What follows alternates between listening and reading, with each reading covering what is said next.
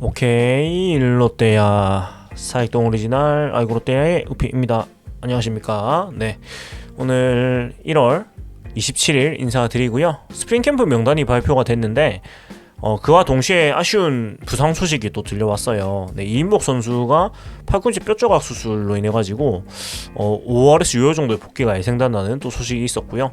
그 다음에 박세웅 선수가 또 스프링캠프 명단에 빠졌는데 WBC에 올인하기 위해서 빠졌다고 합니다. 그래서 스프링캠프 명단 이야기와 함께 그 다음에 이인복 박세웅 선수 이야기를 짧게 좀 전달을 해드리도록 하겠습니다.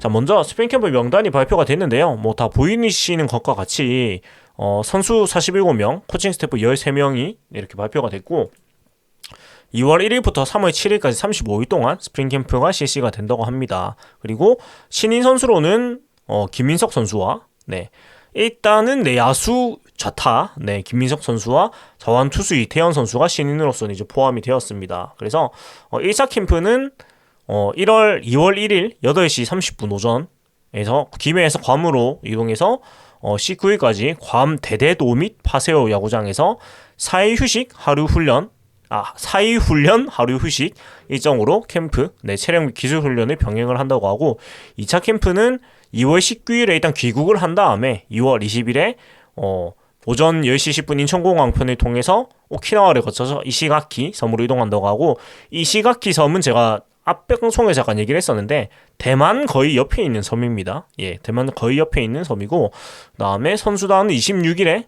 또 지바롯데 전지훈련장인 이시가키 야구장에서 훈련을 진행하면서 지바롯데 2군과 22일, 24일에 교류전에 갖는다고 합니다.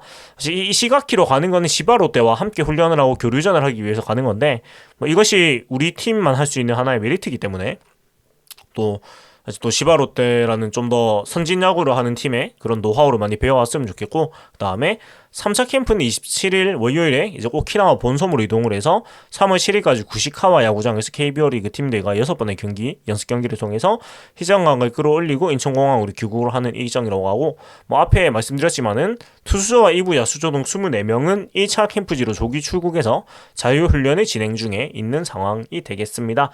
그래서 명단을 쭉 보면은 대부분은 우리가 어느 정도 생각을 했던 이름들이 거의 다 눈에 띄는 것 같고 박세웅 선수가 빠지게 됐고 이인복 선수가 빠지게 된 거는 이제 그 이유를 뒤에 좀 설명을 드릴 건데 그 선수들 말고는 이제 그 구승민 선수가 지금 빠져 있어요. 구승민 선수가 빠져 있는데 구승민 선수 같은 경우에는 그 출산을 앞두고 있다고 합니다. 예, 그래서 그것 때문에 아마 국내에서 좀 더 훈련을 하고 아마 출산을 보고 그럴 예정인 것 같아요.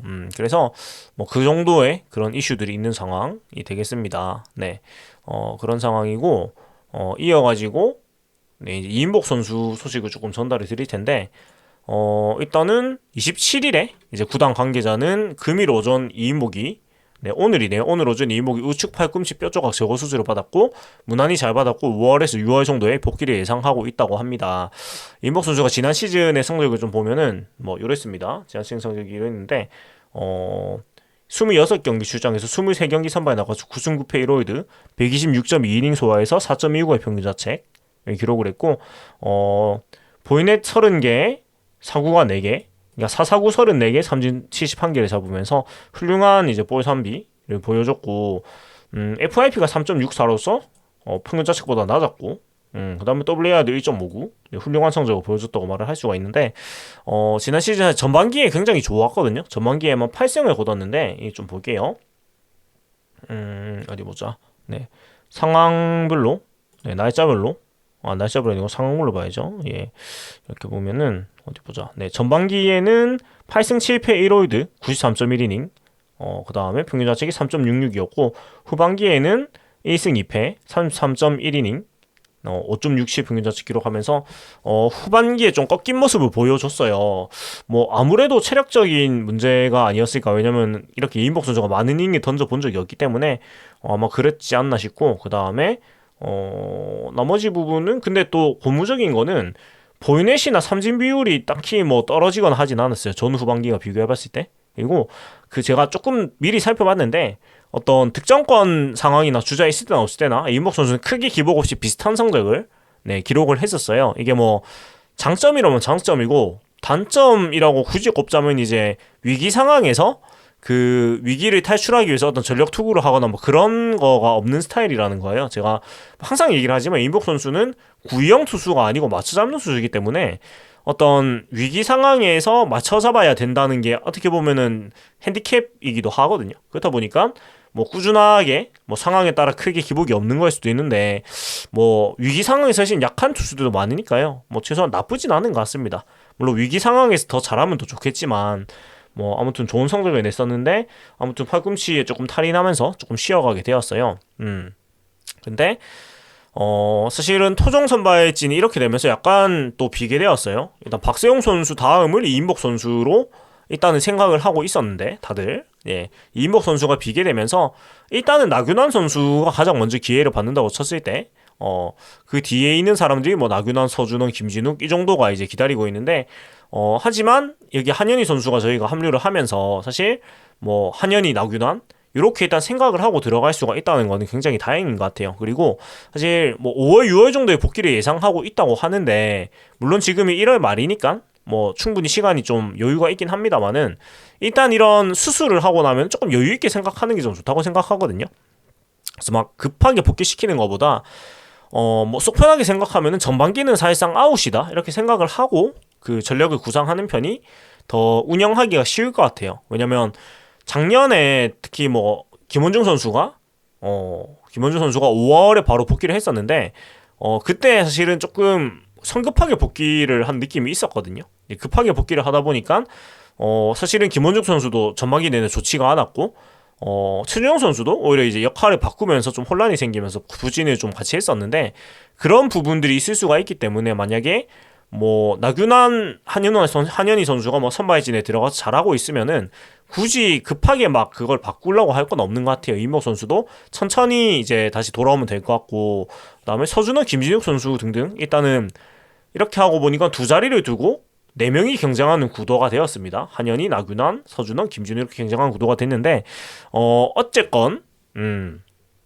어쨌건 그 한현희 선수가 있음으로 인해 가지고 이런 공백은 많이 좀 메꿔진 것 같고 없었으면 이제 나균환, 서준원, 김진욱이 3명이서 두 자리를 메꿔야 되는 상황인데 아직은 사실은 상초가 아닌 선수들이기 때문에 굉장히 불안한 요소가 많았을 거고 일단은 그래도 선발로서 경험이 많이 있는 한현희 선수가 뭐 물론 경쟁을 하겠지만 한 자리를 맡아준다면 훨씬 더 좀 수월하게 이인복 선수의 공백을 우리가 지울 수 있지 않을까 이런 생각이 들어서 뭐 참 다행이지 않나 이런 생각이 들고 사실 상황이 이렇게 되고 보니까 또 정찬환 선수에 대한 얘기가 또 이렇게 저렇게 뭉게뭉게 피어오르는데 저는 뭐 잘 모르겠습니다 솔직히. 정찬환 선수가 뭐 제가 앞에 저번 주쯤에 한번 얘기를 했었는데 작년 성적이나 뭐 재작년 성적을 봤을 때 뭐 5선발 정도로는 괜찮은 성적이 내긴 했는데 그렇다고 해서 너무 큰 그런 반대급부를 지불할 정도는 아니다. 근데 이제 뭐 히어로즈 쪽에서 현금 사인 앤 트레이드고 현금 트레이드로 열어준다고 했기 때문에 뭐 돈을 막 쓴다면은 뭐 보험 삼아서 나쁠 건 없지만 그 금액이 너무 크다거나 아니면 셀러리 캡에 좀 영향을 줄 정도면은 사실 정찬원 선수까지는 필요할까라는 생각이 개인적으로는 조금 듭니다. 물론 투수는 다다익선이라고 하지만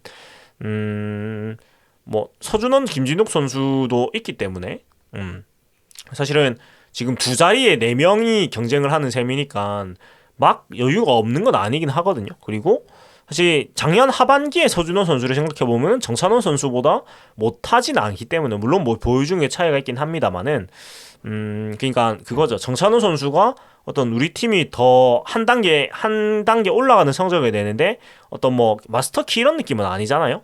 투수층의 뎁스를 넓히는 느낌이지. 그래서 뭐 합리적인 가격을 이제 뭐 지불하고 데리고 올 수 있다면 나쁠 건 없겠지만, 네. 하지만 뭐 히어로 쪽에서 돈을 많이 부르면은 뭐 굳이 그렇게까지 할 필요가 없는 느낌. 뭐 그 정도로 얘기를 할 수 있겠습니다. 아무튼 이인복 선수도 뭐 잘 재활까지는 아니지만 아무튼 재활이 맞죠? 네, 잘 재활을 해가지고, 네, 또 건강한 모습으로 잘 돌아왔으면 좋겠고, 그 빈자리도 또 잘 메꾸고 해가지고 좋은 성적을 냈으면 좋겠습니다. 네, 확실히 투심이라는 구종이 아무래도 조금 부담이 가나봐요. 이런 팔꿈치나 이런 곳에. 네, 아무튼 이인복 선수가 잘해줬는데 조금 쉬다가 오게 됐습니다. 그리고 박세용 선수가 이 명단에 빠지게 되었는데, 뭐 WBC 대표팀에 정말 올인을 하기 위해서 그렇게 이제 했습니다. 그래서 일단 이거에 대해서 롯데 관계자는 박세웅이 WBC 대표팀 소집 전에 개인적으로 국내에서 몸을 만들고 미국으로 건너가고 싶다는 뜻을 구단에 전했다면서 스프링 캠프 일정을 소화하다가 미국으로 건너가는 방법도 있지만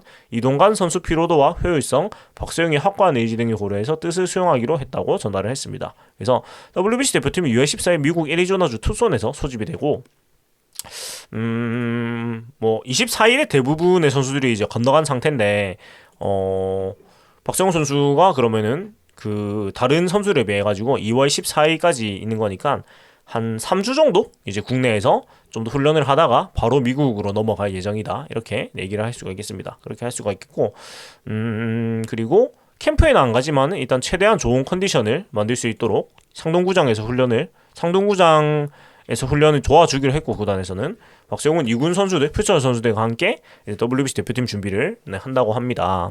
그리고 구승민 선수도 상동에서 이제 몸 만들기에 돌입을 하는데 국내에서 컨디션 조절을 마친 후에 2월 21일 이시카와에서 펼쳐진 롯데 2차 캠프 일정부터 합류한다고 해요. 뭐 아마도 그 출산 때문에 그거를 이제 보기 위해서 좀 이때까지는 있다가 2차를 넘어가는 느낌이죠. 예, 그런 느낌이고. 그리고 김원중 선수는 이제 그 괌에 있다가 2월 14일 WBC 대표팀에 갔다가 합류를 하는 그런 것 같습니다. 명단에 되어 있으니까요. 그리고 정보근 선수가 지금 명단에서 빠져 있는데요. 정보근 선수가 그 팔꿈치 수술을 했다고 합니다. 오른쪽 팔꿈치 수술을 했다고 해서 그 이제 부상 회복을 하느라고 또 스프링 캠프에는 참가를 하지 못했다고 합니다. 그리고 그래서 왜 없지 싶은 선수는 그 정도. 박세웅 선수는 WBC 대표팀 준비. 그 다음에 구승민 선수는 아직 카더라긴 한데 아마도 출산을 보기 위해서 2월 20일에 합류를 하는 것 같고, 그 다음에 정보근 선수는 팔꿈치 수술을 해서 못 가고, 이인복 선수도 팔꿈치 수술을 해서 못 가고, 요 정도로 정리가 되는 것 같습니다. 왜 없지 싶은 사람은 그 정도인 것 같고, 나머지는 있을 사람은 다 있죠. 있을 사람은 다 있는 것 같습니다. 이 정도로 우리가 생각을 해볼 수가 있는 것 같고, 그래서 사실 박세웅 선수 얘기를 조금 더 하자면은 사실 WBC를 잘해야지 또 9월에 아시안 게임의 와일드카드 자리가 또 가능성이 생기다 보니까 WBC에 좀 최선을 다할 수밖에 없는 상황인 것 같아요.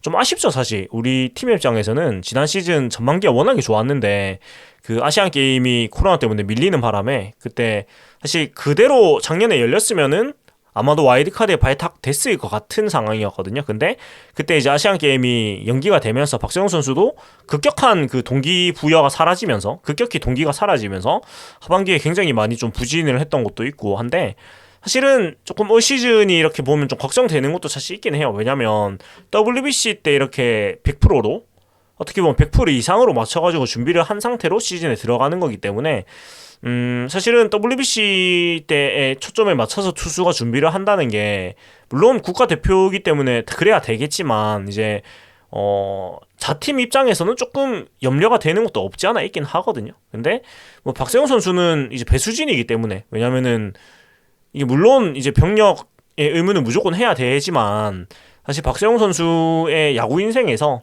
지금 시점에서 이제 현역 가야 되거든요. 현역 가야 되는데 현역으로 이제 야구 18개월간 야구를 못 한다는 거는 사실 굉장히 큰 부담이 있기 때문에 우리 팀 입장에서도 물론 그 대비를 지금 착착착 해놓고 있긴 하지만 박세훈 선수가 있고 건 차이가 크기 때문에 일단은 WBC에서 그런 국가대표로서의 또 모습을 활약을 보여주고 나서 또 시즌도 잘하고 그래서 아시안 게임도 들어가는 수밖에 없는 것 같아요. 그러고 못 가면 어쩔 수 없이 군대를 가야 되는 거고요. 아무튼 할 수 있는 데까지는 해보고 그런 자세인 것 같습니다.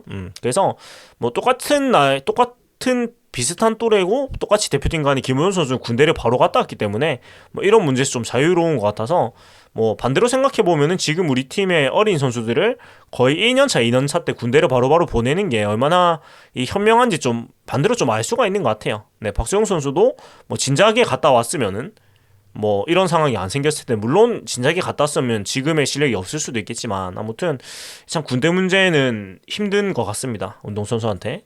하지만 병력의 의무는 해야 되는 거니까요. 우리나라에서 사는 이상 어쩔 수 없는 것 같습니다. 그래서 오늘은 여기까지 좀 짧게 얘기를 하고 마무리를 하려고 하고요. 군대 얘기가 나와서 그런데 제가 아직 나이가 어립니다만은 이제 민방위로 전환이 되어가지고 편지가 날라오더라고요. 그래서 참 네, 군대 갔다 온 지도 이제 시간이 꽤 많이 흘렀고 뭐 그런 생각이 들었는데 아무튼 네, 지나가는 얘기 그런 얘기 좀 하면서 네, 오늘 마무리하도록 하겠습니다. 지금까지 네, 사익동 오리지널 아이고 롯데아이의 우피였고요. 재밌게 보셨다면 구독과 좋아요 부탁드리겠습니다. 하나 된 힘 롯데 자이언츠.